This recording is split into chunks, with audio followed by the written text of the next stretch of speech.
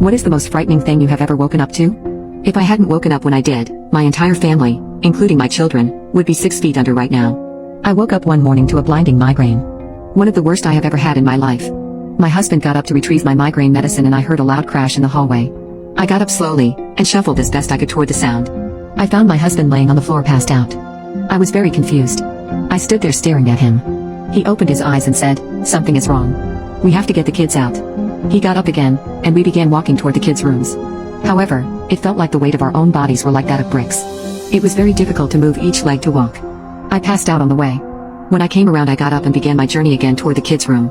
I found my husband on the floor of the kitchen with our son. I pushed him with my foot and called his name as loudly as I could. I did the same with my son. They both opened their eyes, and I told them to crawl to the front door. Oh no, our daughter is still up there. I told my husband I was going back in to get our daughter. I then went to the kids' room and must have passed out again. When I woke I got my daughter out of bed. She was blue and not responding. She was so tiny. She was 3 at the time. She is very small for her age, so she was the size of a year-old, not a 3-year-old. She weighed next to nothing, but when I went to pick her up, it was as if she weighed a ton. I dragged her toward the front door. At this point, I believed her dead. She was cold to the touch, blue, and would not respond to attempts to wake her. I told myself that I would lay her on the porch, go back in the house to call 911 and lie down in there to die with my child. I went in to get the phone and passed out 2 more times. I finally managed to retrieve the phone.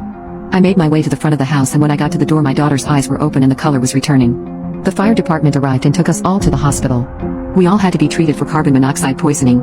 Lethal levels they told me are 30 per square foot. My home was over 500 per square foot. I was told there is no explanation as to why any of us woke up. We should be dead. Remember to replace your detector's batteries.